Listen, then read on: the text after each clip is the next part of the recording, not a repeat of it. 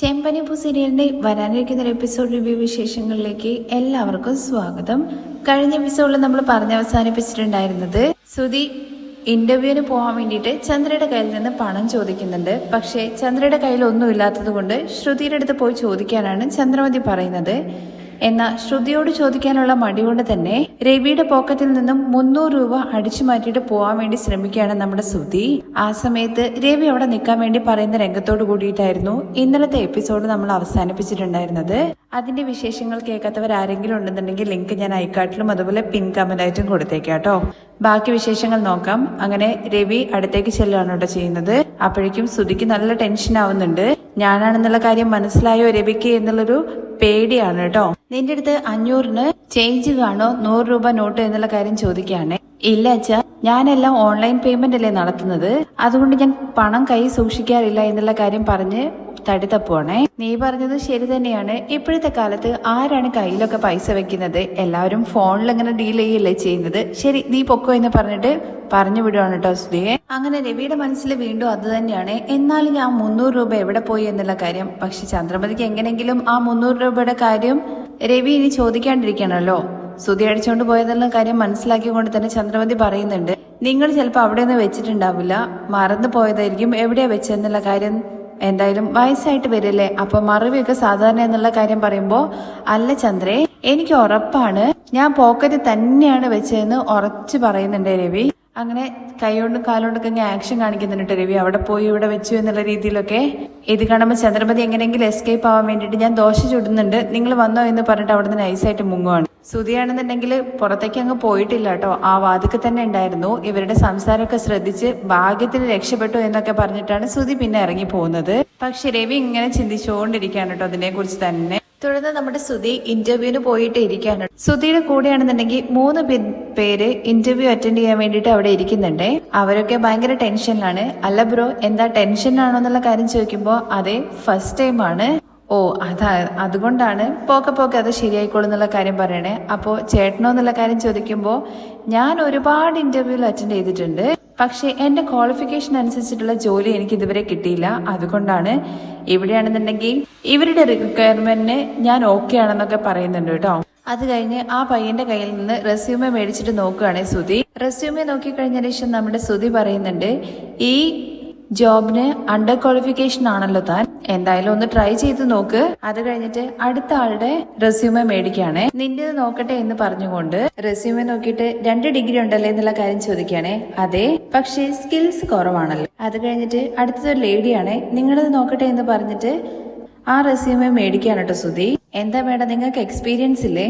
എന്താ ഇത്, എന്തായാലും ട്രൈ ചെയ്യുന്നൊക്കെ പറഞ്ഞിട്ട് ഒരുമാതിരി പുച്ഛഭാവത്തിലിരിക്കുകയാണ് ശ്രുതി. അത് കഴിഞ്ഞിട്ട് അതിലുള്ള ഒരു പയ്യനാണെന്നുണ്ടെങ്കിൽ ദൈവത്തിന്റെ അടുത്ത് പ്രാർത്ഥിക്കുകയാണ് കേട്ടോ ചെയ്യുന്നത്. എന്താ വഴിപാടൊക്കെ നേരുന്നുണ്ടല്ലോ, ഇവിടെ ജോലിക്ക് അപ്ലിക്കേഷനും ദൈവത്തിന് അവിടെ വേറൊരു അപ്ലിക്കേഷനും കൊടുക്കുവാണോ? നിങ്ങളുടെ മാർക്കൊക്കെ വളരെ കുറവാണല്ലോ, എല്ലാം ജസ്റ്റ് പാസ്സാണ്, നിങ്ങൾ ആരും വലിയ ഹോപ്പൊന്നും വെക്കേണ്ട എന്നുള്ള കാര്യം പറയുന്ന സമയത്ത്, അല്ല ബോസ് എന്താ ഇങ്ങനെയൊക്കെ പറയുന്നതെന്ന് ചോദിക്കുകയാണേ. നിങ്ങൾ തനിയെ പഠിച്ചിരിക്കുന്ന ഡിഗ്രി ഉണ്ടല്ലോ, അത് മൊത്തമായിട്ട് ഞാൻ ഒരാൾ പഠിച്ച് വാങ്ങിയിട്ടുണ്ടെന്ന് പറഞ്ഞിട്ട് വിസിറ്റിംഗ് കാർഡ് എടുത്ത് കൊടുക്കുകയാണ് കേട്ടോ നമ്മുടെ ശ്രുതി. അത് നോക്കിയിട്ട് 3 പേരും ഇങ്ങനെ അങ്ങോട്ടും ഇങ്ങോട്ടും പരസ്പരം നോക്കുന്നുണ്ട്. അത് കഴിഞ്ഞ് ശ്രുതി ചോദിക്കുന്നത്, ഇനി നിങ്ങൾ തന്നെ പറ ആരാ സെലക്ട് ആവുമെന്ന്. അപ്പോഴേക്കും 3 പേരും അവിടുന്ന് വാനിഷ് ആവാണ് കേട്ടോ ചെയ്യുന്നത്. അങ്ങനെ ശ്രുതി ഭയങ്കര ഹാപ്പി ആയിട്ട് ഇങ്ങനെ ഇരിക്കുകയാണ്. തുടർന്ന് ഒരു ലേഡി വന്നിട്ട്, mister Manoj Kumar, you can go inside എന്നുള്ള കാര്യം പറയുകയാണേ. ഓക്കെ എന്ന് പറഞ്ഞിട്ട് ഇന്റർവ്യൂവേഴ്സിന്റെ അടുത്തേക്ക് ചെല്ലുകയാണ് ശ്രുതി. അങ്ങനെ ഇന്റർവ്യൂവേഴ്സ് ആണെന്നെങ്കിൽ CV ഒക്കെ നോക്കിയിട്ട് മിസ്റ്റർ ശ്രുതി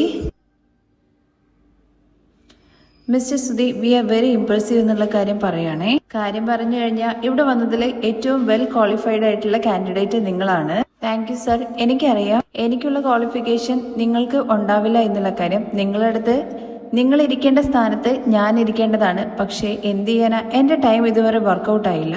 എന്തായാലും ശ്രുതി, ഇപ്പൊ നിങ്ങളുടെ ടൈം ഓക്കെ ആണ്. ആപ്ലിക്കേഷൻ കണ്ടിട്ട് ഞങ്ങൾ നിങ്ങളെ സെലക്ട് ചെയ്തു. സത്യമാണോ സാർ നിങ്ങൾ ചോദിക്കുന്നതെന്നുള്ള കാര്യം ചോദിക്കുമ്പോൾ, അതെ സർ, ഈ ജോബിന് നിങ്ങളാണ് പെർഫെക്റ്റ് ആയത്. Thank you sir. സർ, ഞാൻ എപ്പോഴാണ് ജോയിൻ ചെയ്യേണ്ടത്, എന്റെ സാലറി പാക്കേജ് എങ്ങനെയാന്നൊക്കെയുള്ള കാര്യങ്ങളെ കുറിച്ചൊക്കെ ശ്രുതി ചോദിക്കുകയാണ് കേട്ടോ. ശ്രുതി എന്തായാലും ഞങ്ങളുടെ ഏജൻസിയെ കുറിച്ചിട്ട് നന്നായിട്ട് അറിഞ്ഞിട്ട് തന്നെയായിരിക്കും ഇങ്ങോട്ട് വന്നിട്ടുണ്ടാവുക അല്ലേ എന്നുള്ള കാര്യം ഇന്റർവ്യൂവർ ചോദിക്കുന്ന സമയത്ത്, അതെ സർ, നിങ്ങള് ഇന്റർനാഷണൽ കമ്പനികൾക്ക് റിക്രൂട്ട് ചെയ്യുന്ന ഏജൻസിയാണെന്ന് എനിക്കറിയാം. യെസ് സുധി, ഇപ്പൊ ഒരു ഇന്റർനാഷണൽ കമ്പനിക്ക് വേണ്ടിയിട്ടാണ് ഞങ്ങൾ നിങ്ങളെ റിക്രൂട്ട് ചെയ്തിരിക്കുന്നത്. അത് കാനഡ കമ്പനിയാണ്. അപ്പൊ സർ, എന്റെ ജോബ് കാനഡയിലാണോ എന്നുള്ള കാര്യം ചോദിക്കുമ്പോൾ യെസ് എന്ന് പറയണേ. ഇത് കേൾക്കുമ്പോൾ നമ്മുടെ സുധിക്ക് ലോട്ടറി അടിച്ച പോലെയാണേ. സർ, എനിക്ക് ഓക്കെ ആണ്. ഞാൻ എപ്പോഴാ ജോയിൻ ചെയ്യേണ്ടെന്നുള്ള കാര്യമൊക്കെ ഭയങ്കര എക്സൈറ്റഡ് ആയിട്ട് ചോദിക്കുകയാണേ. എന്തിനാ സുധി ഇത്രയും ധൃതി പിടിക്കുന്നത്? നിങ്ങൾ ജോയിൻ ചെയ്യുന്നതിന് മുമ്പായിട്ട് ഒരുപാട് ഫോർമാലിറ്റീസ് ഉണ്ട്. നിങ്ങളുടെ സൈഡിൽ നിന്നും നിങ്ങൾ ഒരു എമൗണ്ട് പേ ചെയ്യണോ എന്നുള്ള കാര്യത്തെ കുറിച്ച് പറയുമ്പോൾ, സർ പറഞ്ഞോളൂ സർ, എത്രയാണ് പേ ചെയ്യേണ്ടതെന്ന് വെച്ചാൽ ഞാൻ പേ ചെയ്യാം. സർ, ഒരു 300 റുപ്പീസ് ഉണ്ട്, ഇപ്പൊ തന്നെ പേ ചെയ്തിട്ട് ഫോം മേടിക്കുക എന്ന് പറയണേ. നിങ്ങൾ എന്താ സർ ജോക്ക് പറയാണോ? ഒരു മൾട്ടിനാഷണൽ കമ്പനിയിലാണ് ജോലി കിട്ടാൻ വേണ്ടി പോകുന്നത്. അതിന് നിങ്ങൾ 14 lakhs കെട്ടണോ എന്നുള്ള കാര്യം പറയണേ. 14 ലക്ഷം എന്നുള്ള കാര്യം സുധി നെട്ടലോട് കൂടി ചോദിക്കുകയാണേ. യെസ്, നിങ്ങൾ അത് പേ ചെയ്ത് കഴിഞ്ഞ് കഴിഞ്ഞാൽ ഞങ്ങൾ പ്രോസസ് ചെയ്യാം. വിത്തിൻ 1 month നിങ്ങൾക്ക് ജോയിൻ ചെയ്യാൻ വേണ്ടി പറ്റും. എന്താ സാർ ഇത്, നിങ്ങൾ ജോലി തന്നിട്ട് പണം തരും എന്നുള്ള കാര്യം വിചാരിച്ചപ്പോ ഇപ്പൊ നിങ്ങൾ എന്റെ അടുത്ത് നിന്ന് പണം ചോദിക്കുന്നു. നിങ്ങൾക്ക് ഈ ജോബ് കിട്ടിക്കഴിഞ്ഞ് കഴിഞ്ഞാൽ 3-4 months നിങ്ങൾക്ക് ഈ 14 ലക്ഷം ഉണ്ടാക്കാൻ വേണ്ടി പറ്റും. ഒരുപാട് നിങ്ങൾക്ക് ഏൺ ചെയ്യാം. 14 ലക്ഷം മൊത്തമായിട്ട് കിട്ടണോ അതോ ഇൻസ്റ്റാൾമെന്റ് ആയിട്ട് മതിയോ എന്നുള്ള കാര്യത്തെ കുറിച്ച് സുധി ചോദിക്കുന്ന സമയത്ത്, ഞങ്ങൾ എന്താ ഹോം അപ്ലയൻസസ് ആണോ നടത്തുന്നത്? ഇൻസ്റ്റാൾമെന്റിൽ കെട്ടാൻ വേണ്ടിയിട്ട് പറ്റില്ല, ഒറ്റ ദിവസം കൊണ്ട് തന്നെ കെട്ടണം എന്ന് പറയണേ. നിങ്ങൾ എത്ര വേഗം പേ ചെയ്യുന്നതോ ഉടനെ തന്നെ ഞങ്ങൾ പ്രോസസ് ചെയ്യും. നിങ്ങളുടെ ജോബ് കൺഫേം ആകും. ഇത് കേൾക്കുമ്പോൾ നമ്മുടെ ശ്രുതിക്ക് ഭയങ്കരമായിട്ട് സന്തോഷമാവുന്നുണ്ട് കേട്ടോ. തുടർന്ന് വീട്ടിലാണ് കാണിക്കുന്നത്. ചന്ദ്രമതി ശ്രുതിയും കൂടി എന്തൊക്കെയോ സംസാരിച്ചുകൊണ്ടിരിക്കുകയാണ്. അതേസമയം സച്ചി ആണെങ്കിൽ ഭക്ഷണം കഴിച്ചിട്ട് എണീറ്റ് വരുന്ന സമയത്ത്, ഇതുപോലെ നീ എന്നും ഇവിടെ വന്ന് ഭക്ഷണം കഴിച്ചു കഴിഞ്ഞാൽ ശരീരത്തിന് നല്ലതായിരിക്കും എന്നുള്ള കാര്യം രവി പറയുന്ന സമയത്ത്, അതിനെച്ചാ എപ്പോഴാ ട്രിപ്പ് വരിക എന്നുള്ള കാര്യം അറിയില്ലല്ലോ. അതേസമയം ചന്ദ്രയും ശ്രുതിയും കൂടി സംസാരിച്ചുകൊണ്ടിരിക്കല്ലേ. ശ്രുതി ഭക്ഷണം കഴിക്കാൻ വേണ്ടി വരുമോ എന്നുള്ള കാര്യം ചന്ദ്രമതി ചോദിക്കുന്ന സമയത്ത് ശ്രുതി പറയുന്നുണ്ട് ഇന്റർവ്യൂ കഴിഞ്ഞിട്ട് വരുമോ എന്നുള്ള കാര്യത്തെ കുറിച്ച്. ഈ ഇന്റർവ്യൂവിന്റെ കാര്യം പറയുന്നത് നമ്മുടെ സച്ചിയും അതുപോലെ രവിയും കൂടി കേൾക്കാണ്. അവർ കേട്ടു എന്നുള്ള കാര്യം മനസ്സിലാവുമ്പോ വാമ്പൊളിച്ചിങ്ങനെ നോക്കി നിൽക്കാനുണ്ട് രണ്ടുപേരും. കാരണം ആ ജോലിയും പോയി എന്നുള്ള കാര്യം അവർക്കിപ്പോ മനസ്സിലാവുമല്ലോ എന്നൊരു പോവാന്നുള്ള കാര്യം കേൾക്കുമ്പോ. ഇന്റർവ്യൂ എന്നുള്ള കാര്യം ചോദിക്കാനുണ്ട് നമ്മുടെ സച്ചി. അവൻ ഓൾറെഡി ഒരു ജോലിക്ക് പോകുന്നില്ലേ? അപ്പോഴേക്കും ശ്രുതി പറയുന്നുണ്ട് അത് എന്നൊക്കെ പറയുമ്പോഴേക്കും, അപ്പോ ആ ജോലിയും കളഞ്ഞല്ലേ? കണ്ടില്ലേ അച്ഛാ, ഞാൻ അപ്പോഴേ പറഞ്ഞതല്ലേ അവന് സ്ഥിരമായിട്ട് ഒരു ജോലിക്കും പോയില്ല എന്നുള്ള കാര്യം. ഇതും പോയി എന്നുള്ള കാര്യം പറയുമ്പോഴേക്കും ശ്രുതി എന്താ ഇതെന്നുള്ള കാര്യം ചോദിക്കുകയാണ് രവി. അവൻ എപ്പോഴാ ആ ജോലി വിട്ടത്? ശ്രുതി മറുപടി പറയാൻ വേണ്ടി തപ്പി പിടിക്കുന്ന സമയത്ത് ചന്ദ്ര ഇടയിൽ കയറി പറയുന്നുണ്ട് ഇന്നാണ്. ഇന്നോ എന്നുള്ള കാര്യം ചോദിക്കുമ്പോ, അതെ, ഇന്ന് അവൻ വെറുതെ ജോലി വിട്ടതല്ല. എന്താ അവൻ വിടാതെ അവനോട് ജോലിക്ക് വരണ്ട എന്ന് പറഞ്ഞ് അവിടുന്ന് പറഞ്ഞു വിട്ടോ എന്ന് ചോദിക്കുകയാണെ സച്ചി. നീ ചുമ്മാ ഇരിക്കടാ, അവൻ ഇപ്പൊ ചെയ്യുന്നതിനേക്കാൾ നല്ലൊരു ജോലിക്കാണ് അവൻ ഇപ്പം ഇന്റർവ്യൂവിന് പോയിരിക്കുന്നത്. അതെ അങ്കിൾ, ഫോറിൻ ഏജൻസി ചില ഇന്റർനാഷണൽ കമ്പനിയിലേക്ക് റിക്രൂട്ട് ചെയ്യുന്നു എന്നുള്ള കാര്യത്തെ കുറിച്ച് ശ്രുതി പറഞ്ഞു. അവരുടെ നിന്ന് കോൾ ലെറ്റർ വന്നതുകൊണ്ടാണ് ഇന്റർവ്യൂ അറ്റൻഡ് ചെയ്യാൻ വേണ്ടി പോയിരിക്കുന്നത്. ഇത് കേൾക്കുമ്പോൾ സച്ചി ചോദിക്കുന്നുണ്ട് കേട്ടോ, അല്ല അച്ഛാ, ഇവനെന്താ ജോലി കിട്ടിയതുപോലെ ഇവര് ബിൽഡപ്പ് കൊടുക്കുന്നത്? ഇവൻ ഇന്റർവ്യൂവിനല്ലേ പോയത്? ഇവനെ കുറിച്ച് അറിയാലോ, വലിയ ബുദ്ധിശാലിയെ പോലെ അവിടെ ചെന്നിട്ട് അവരെ ചോദ്യം ചെയ്തുകൊണ്ടിരിക്കും. അവരെന്തായാലും വരട്ടി വിടുന്നൊക്കെ സച്ചി പറയുമ്പോഴേക്കും ശ്രുതിയെ കുറിച്ചിട്ട് ഇങ്ങനെ പറയരുത് എന്നുള്ള കാര്യം അങ്കിൾ ഒന്ന് പറ. അച്ഛ, ഞാൻ എന്താ തെറ്റായിട്ട് പറഞ്ഞത്? വേറൊരു ജോലി കിട്ടുന്നതിന് മുമ്പായിട്ട് ആരെങ്കിലും ഉള്ള ജോലി കളയും? രേവേട്ട, എന്തായാലും ശ്രുതി ഒന്നും ചിന്തിക്കാതെ ഒരു കാര്യവും ചെയ്യില്ല. അവൻ ഉറപ്പായിട്ടും ജോലിയോട് കൂടിയിട്ട് തന്നെയായിരിക്കും വരിക. അപ്പോഴേക്കും ശ്രുതി അങ്ങോട്ടേക്ക് എത്തുന്നുണ്ട്. അമ്മയെന്ന് പറഞ്ഞ് വിളിക്കുന്നുണ്ട്. എടാ ശ്രുതി, നിന്നെ കുറിച്ചിട്ട് ഇപ്പൊ സംസാരിച്ചതേ ഉള്ളൂ, വാ ഭക്ഷണം കഴിക്കാൻ എന്ന് പറയാണേ. അമ്മ ആദ്യം ഒന്ന് ഇങ്ങോട്ട് വന്നേന്നുള്ള കാര്യം പറയാനുണ്ട് ശ്രുതി. എന്നിട്ട് കൈപിടിച്ച് പോകുന്നുണ്ട്. എടാ, നീ ജോലി തേടി പോയതല്ലേ, എന്തായി എന്ന് ഭയങ്കര ആകാംക്ഷയോട് കൂട്ടിയിട്ട് ചന്ദ്രമതി ചോദിക്കുകയാണെ. അമ്മ വാ എന്ന് പറഞ്ഞിട്ട് ചെയറിൽ പോയി ഇരിക്കുകയാണ് കേട്ടോ നമ്മുടെ ശ്രുതി. അതിന്റെ അടുത്ത് തന്നെ ചെന്നിട്ട് ചന്ദ്രമതി ഇരുന്നിട്ട്, എന്തു പറ്റി ശ്രുതി? എന്താടാ പറ്റിയത്? നിന്റെ മുഖം ഒട്ടും ശരിയല്ലല്ലോ. എന്നിട്ട് ശ്രുതിയുടെ കണ്ണൊക്കെ കലങ്ങിയിരിക്കുകയാണ്. അപ്പോഴേക്കും ചന്ദ്രമതി, എന്താ പറ്റിയത്? നിന്റെ കണ്ണൊക്കെ കലങ്ങിയിരിക്കുന്നുണ്ടല്ലോ, എന്താടാ നിനക്ക് ജോലി കിട്ടിയില്ലേ? ചന്ദ്രമതിയുടെ ചോദ്യം കേൾക്കുമ്പോ ചെവിയിനകത്ത് ചന്ദ്രമതിയുടെ അടുത്ത് ശ്രുതി എന്തൊക്കെയോ പറയുന്നുണ്ട് കേട്ടോ. ഇത് കേട്ട ചന്ദ്രമതി, എടാ ഇത് നല്ല കാര്യമല്ലേ, അതിന് നീ എന്തിനാ കരയുന്നത്? അപ്പോഴേക്കും ശ്രുതി വീണ്ടും ചെവിയിൽ എന്തൊക്കെയോ പറയുന്നുണ്ട് കേട്ടോ ചന്ദ്രമതിയുടെ. ഇത് കണ്ടിട്ട് നമ്മുടെ സച്ചിയും രേവതിയും രവിയൊക്കെ ഇങ്ങനെ തുറിച്ചു നോക്കിക്കൊണ്ടിരിക്കുകയാണ്. കൂടെ ശ്രുതിയുണ്ട്. ഇവർക്കൊന്നും മനസ്സിലാവുന്നില്ല കേട്ടോ. രണ്ടാമത് ചന്ദ്രമതിയുടെ അടുത്ത് പറയുന്ന കാര്യം കേൾക്കുമ്പോഴോ, അയ്യോ ശ്രുതി എന്ന് പറഞ്ഞിട്ടൊക്കെ കരയാൻ തുടങ്ങുകയാണ് കേട്ടോ നമ്മുടെ ചന്ദ്ര.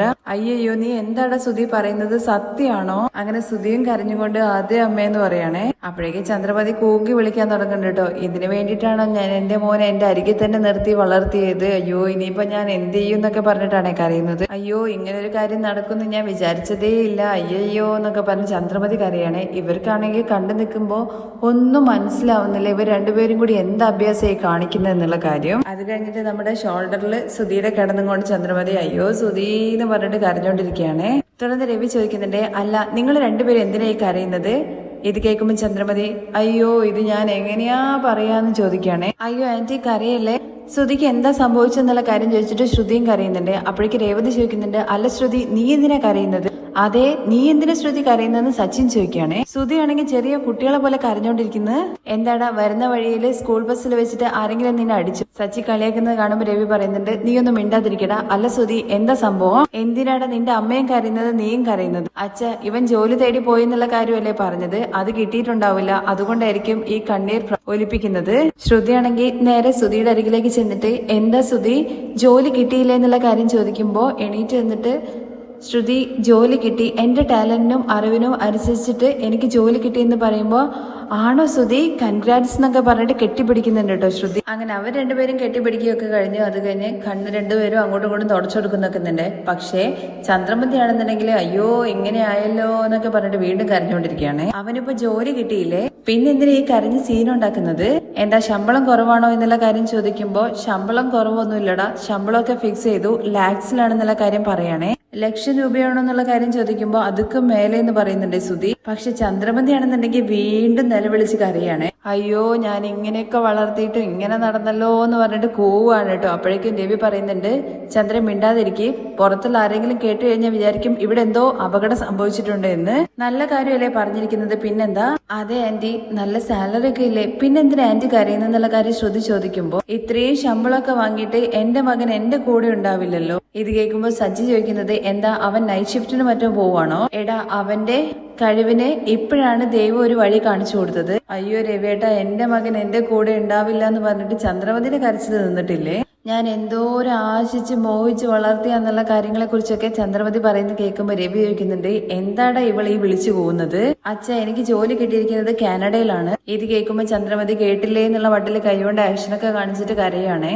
എന്താ ശ്രുതി പറയുന്നത്, കാനഡയിലാണോ എന്നുള്ള കാര്യം ശ്രുതി ചോദിക്കുമ്പോ അതെ ശ്രുതി, അവിടെ ഒരു മൾട്ടിനാഷണൽ കമ്പനിയിലാണ് ഞാൻ സെലക്ട് ആയിരിക്കുന്നത്. അപ്പൊ നീ ജോലി ചെയ്യാൻ വേണ്ടിയിട്ട് ആ നാട്ടിലേക്കാണ് പോണ്ടത് എന്നുള്ള കാര്യത്തെ കുറിച്ച് രവി ചോദിക്കുമ്പോ അതെ അച്ഛ, അവിടെ നിന്നുകൊണ്ട് ഞാൻ ജോലി ചെയ്യണം, ആ ശമ്പളത്തിൽ ഈ നാട്ടിൽ അവർക്ക് ജോലി തന്നൂടെ, നിന്നെ ഞാൻ ഒരു ദിവസം പോലും പിരിഞ്ഞിരുന്നിട്ടില്ല എന്നുള്ള കാര്യം ചന്ദ്രമതി പറയുമ്പോഴേക്കും സച്ചി ചോദിക്കുന്നുണ്ട്, അപ്പോ ഇവൻ ഓടിപ്പോയ ആ സമയത്തുണ്ടല്ലോ ഒരു മാസം നിങ്ങൾ ഇവനെ കാണാതെ പിരിഞ്ഞിരുന്നില്ലായിരുന്നോ?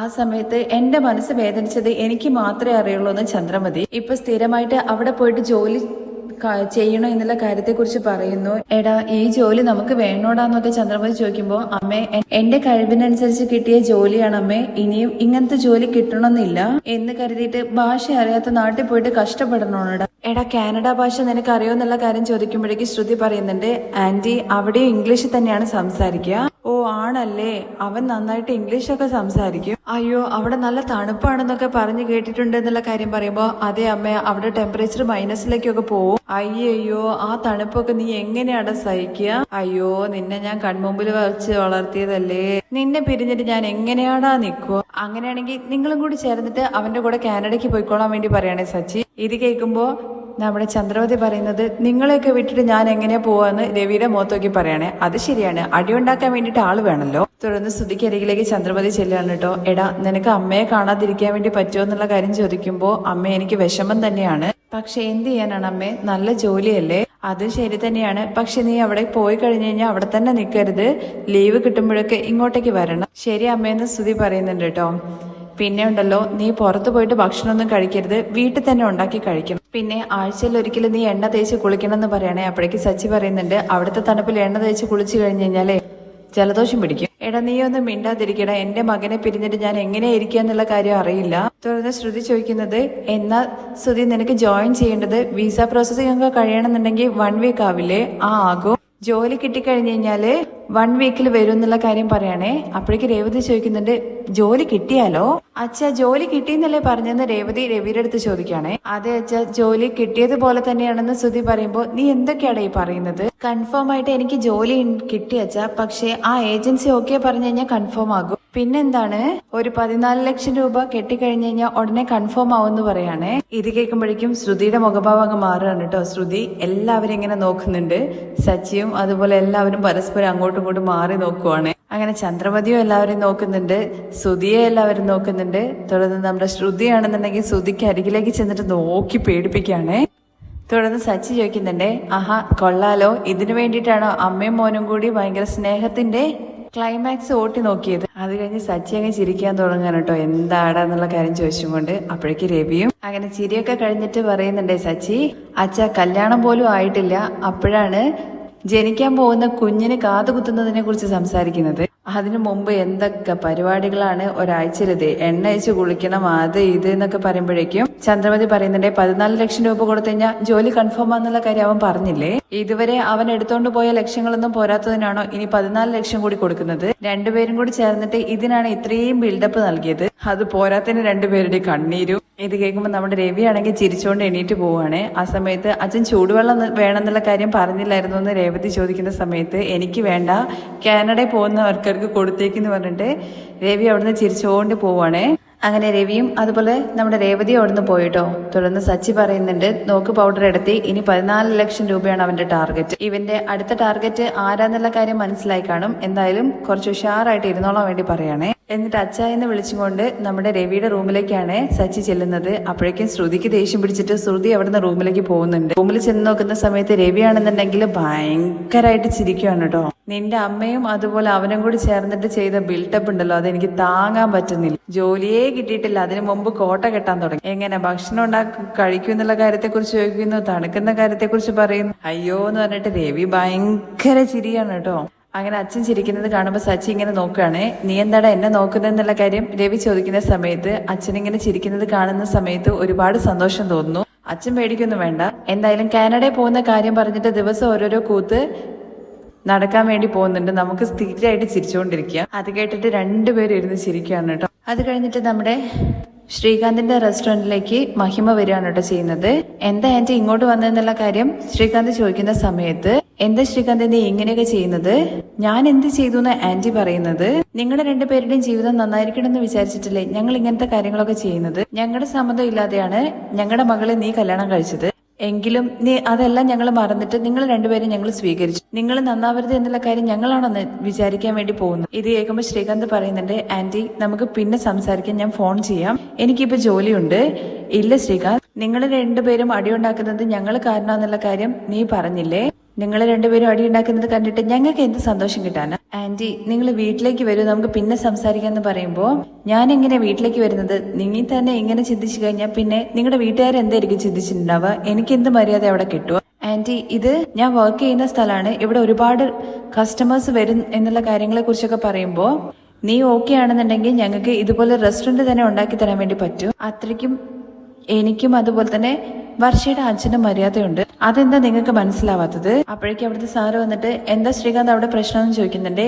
ഒന്നുമില്ല സർ, കാണാൻ വേണ്ടി വന്നതെന്ന് പറയുന്നുണ്ട് കേട്ടോ. ആന്റി ഇനിയെങ്കിലും നിങ്ങൾ മനസ്സിലാക്കും, ഇതൊന്നും സംസാരിക്കേണ്ട സ്ഥലം ഇതല്ല. നിങ്ങൾ രണ്ടുപേരും സന്തോഷമായിട്ട് ഇരിക്കാൻ വേണ്ടിയിട്ടാണ് ആ പാസ് ഞാൻ വർഷയുടെ കയ്യിൽ കൊടുത്തത് എന്നുള്ള കാര്യമൊക്കെ മഹിമ പറയുമ്പോഴേക്കും വേറൊരു സ്റ്റാഫ് വന്നിട്ട് ചോദിക്കുന്നുണ്ട് കേട്ടോ, കസ്റ്റമർ ശ്രീകാന്തെ വെയിറ്റ് ചെയ്യുന്നുണ്ട്, മഷ്റൂം സൂപ്പ് റെഡിയാണോ? അപ്പോഴേക്കും മഹിമ അവന്റെ അടുത്ത് ചൂടാവാണ് കേട്ടോ. ഇവിടെ സംസാരിച്ചുകൊണ്ടിരിക്കുന്നത് കണ്ടില്ലേ, അതിന്റെ ഇടയ്ക്ക് എന്താ വന്നിട്ട് ചോദിക്കുന്നത് എന്നുള്ള കാര്യം ചോദിക്കുമ്പോ ശ്രീകാന്ത് അവന്റെ അടുത്ത് പോകാൻ വേണ്ടി പറയണേ, ഞാൻ വരാ എന്ന് പറഞ്ഞിട്ട്. എന്തിനാ ആന്റി ഇങ്ങനെയൊക്കെ ചെയ്യുന്നത്? ജോലി ചെയ്യുന്ന ഇടത്തേക്ക് വന്നിട്ട് എന്തിനാ എന്നെ എംബാരസ് ചെയ്യുന്നു? ശ്രീകാന്ത് നീ പറഞ്ഞ വാക്കുകൾ ഞങ്ങൾക്ക് എന്തോരം വേദനിച്ചു എന്നുള്ള കാര്യം അറിയും. നിങ്ങളുടെ ലൈഫിൽ തലയിടരുത് എന്നുള്ള കാര്യം വർഷയുടെ അടുത്ത് പറഞ്ഞു. അപ്പോ നിങ്ങളുടെ ജീവിതത്തിൽ ഞങ്ങൾക്ക് ഒരു ഇതുമില്ല എന്നുള്ള കാര്യം ചോദിക്കുകയാണേ. ആന്റി ഞാൻ അങ്ങനെ ഉദ്ദേശിച്ചിട്ടൊന്നും പറഞ്ഞിട്ടില്ല, നിങ്ങൾ എന്താ തെറ്റായ രീതിയിലാണ് എടുത്തിരിക്കുന്നത്. വീട്ടിലേക്ക് പോയിക്കോളൂ, നമുക്ക് പിന്നീട് സംസാരിക്കാം. പിന്നെ എന്താണ് നിങ്ങൾ വർഷയുടെ അടുത്ത് ആലപ്പിക്ക് പോവില്ല എന്നുള്ള കാര്യത്തെക്കുറിച്ച് പറഞ്ഞത്? ഞങ്ങൾ തന്നു കഴിഞ്ഞാൽ നിങ്ങൾ പോവില്ല. നിങ്ങളെയും എന്റെ സ്വന്തം മകനെ പോലെയല്ലേ ഞാൻ കാണുന്നത്. അതെന്താ നിനക്ക് മനസ്സിലാവാത്തത്? എനിക്കൊന്നും അറിയണ്ട, നിങ്ങൾ ദയവ് ചെയ്തിട്ട് ഇവിടുന്ന് പോകണം. എന്താ ശ്രീകാന്ത് ഇങ്ങനെയൊക്കെ സംസാരിക്കുന്നതെന്ന് മഹിമ. ഞങ്ങളോട് ചോദിക്കാതെയും പറയാതെയും നിങ്ങൾ രണ്ടുപേരും കല്യാണം കഴിച്ചു. ഞങ്ങളുടെ സ്ഥാനത്ത് വേറെ ആരായിരുന്നെങ്കിലും നിങ്ങളോട് ക്ഷമിക്കില്ലായിരുന്നു. എന്നാൽ ഞങ്ങൾ എല്ലാം മറന്നിട്ട് നിങ്ങളുടെ അടുത്ത് നല്ലപോലെയല്ലേ സംസാരിക്കുന്നത്. നിനക്കാണെങ്കിൽ ഞങ്ങളോട് എന്താ ഇത്ര ദേഷ്യം എന്നുള്ള കാര്യങ്ങളെ കുറിച്ചൊക്കെ ചോദിക്കാണ് കേട്ടോ. അപ്പോഴേക്കും ഒരു സ്റ്റാഫ് വന്നിട്ട് പറയുന്നുണ്ട്, നീ എന്തായിരുന്നു ഗ്യാസിൽ വെച്ചിട്ടുണ്ടായിരുന്നത്, അത് കരിയുന്നുണ്ടെന്ന് പറയുമ്പോഴേക്കും ശ്രീകാന്ത് അവിടെ നിന്ന് ഓടിപ്പോവാണ്. അപ്പോഴേക്കും മഹിമ ചോദിക്കുന്നുണ്ട്, ഞാൻ സംസാരിക്കുന്നതിന്റെ ഇടയ്ക്ക് നീ എങ്ങോട്ടാ പോകുന്നത് എന്നുള്ള കാര്യം. നിങ്ങൾ കാരണം ഞാൻ പകുതി കുക്കിംഗ് ഇട്ടിട്ടാ വന്നിട്ടുണ്ടായിരുന്നത്, അതിപ്പോ കരിഞ്ഞു പോകുന്നുള്ള കാര്യം പറയുമ്പോൾ നീ കാരണം എന്റെ മകളുടെ ജീവിതമാണ് കരിഞ്ഞു പോവുക. എന്റെ മകൾ ആഗ്രഹിക്കുന്നില്ലേ, അവളെ കൂട്ടിക്കൊണ്ട് പോയാൽ എന്താ, നിങ്ങളുടെ മകൾക്ക് വേണമെന്നുണ്ടെങ്കിൽ പോയിട്ട് വന്നോട്ടെ, എന്നെ ഇങ്ങനെ ജോലി ചെയ്യുന്നിടത്ത് വന്നിട്ട് ഇറിറ്റേറ്റ് ചെയ്യരുത്, പോകാൻ വേണ്ടിയിട്ട് പറയാണ് കേട്ടോ മഹിമയുടെ അടുത്ത് ആട്ടുന്ന രീതി തന്നെ. എന്നിട്ട് ശ്രീകാന്ത് അവിടെ നിന്ന് പോവാണ് ദേഷ്യത്തില്. അതാണെന്നുണ്ടെങ്കിൽ ജോലി ചെയ്യുന്നിടത്ത് വന്നിട്ട് ഡിസ്റ്റർബ് ചെയ്യരുത് എന്നൊക്കെ പറയുന്ന രീതിയിലാണ് കേട്ടോ നമ്മുടെ മഹിമയെ ആട്ടി ഓടിക്കുന്നത്. അങ്ങനെ നേരെ ശ്രീകാന്ത് ചെല്ലുന്ന സമയത്ത് അവിടുത്തെ ബോസ് ആണെന്നുണ്ടെങ്കിൽ ഭയങ്കരമായിട്ട് ഷൗട്ട് ചെയ്യാനുണ്ടോ ശ്രീകാന്തിന്റെ അടുത്ത്. ആരാ അത്, എന്തിനാ ഇവിടെ വന്ന് ഒച്ച ഉണ്ടാക്കുന്നതെന്നുള്ള കാര്യം പറയുമ്പോൾ എന്റെ ഭാര്യയുടെ മദറാണെന്നുള്ള കാര്യം പറയുകയാണേ.